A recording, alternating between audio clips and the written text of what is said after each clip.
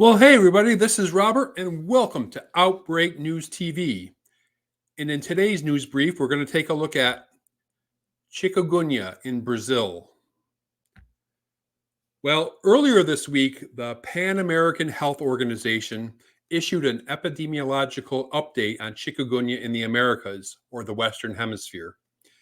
Officials report that nearly 200,000 cases have been reported in the region, and Brazil accounts for some 97% of them.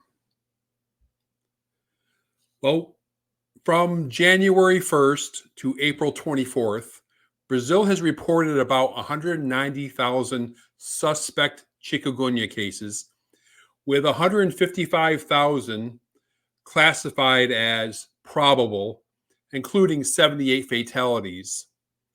In addition, of this total, almost 83,000 have been confirmed. Now, while all 26 states and the federal district have reported cases in 2024, the highest proportion of probable cases has been reported in the state of Minas Gerais, where about 6 out of 10 cases, or 98,000 cases, have been reported. Now, this is all in addition to the nearly 4 million dengue cases reported in the country this year to date. So Brazil is really struggling, battling arboviruses in 2024, a little bit more than usual. So let's ask the question, what is chikungunya?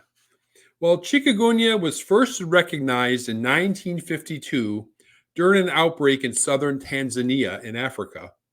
The name chikungunya derives from a word in the Kimakonde language of southern Tanzania, meaning to become contorted, and it describes the stooped appearance of sufferers with joint pain.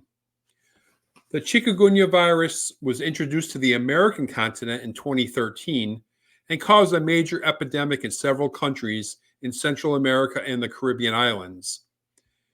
In the second half of 2014, Brazil, using laboratory methods, confirmed the presence of the disease in the states of Amapá and Bahia.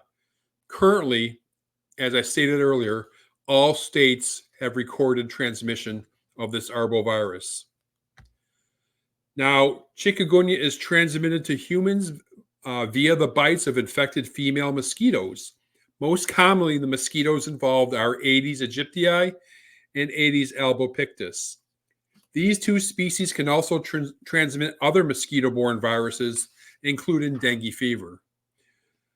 They bite throughout the daylight hours, although there may be peaks of activity in early morning and late afternoon.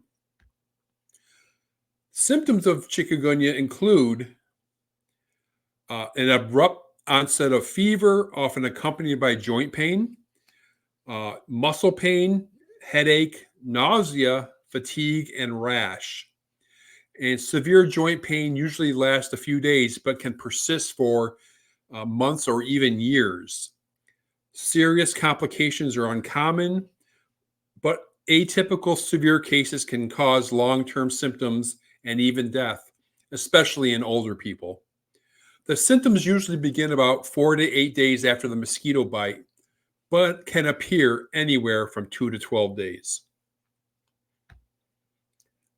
Chikungunya occurs in Africa and Asia, although imported cases have been recorded in the European region and, of course, the region of the Americas.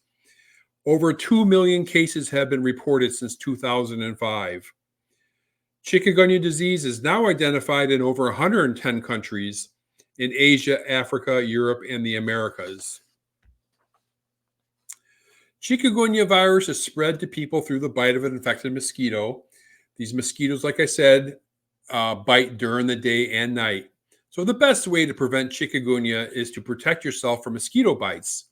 Use insect repellent, wear long sleeve shirts and pants, treat clothing and gear, and take steps to control mosquitoes indoors and outdoors. And lastly, in the United States, last November, The Food and Drug Administration did approve a chikungunya vaccine. It's called Ixchek. It's IXCHIQ, by the manufactured by the company Valneva, and that's for adults 18 and older.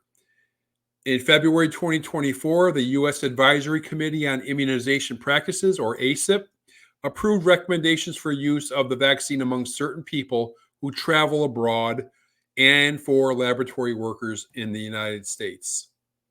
So, as you can see, Brazil not only leads the world in dengue, but they also lead the world in chikungunya. And I haven't even looked at the Zika numbers yet. And of course, they have occasional issues with yellow fever. So, mosquito-borne viruses are a problem in Brazil, and wish them luck in this battle.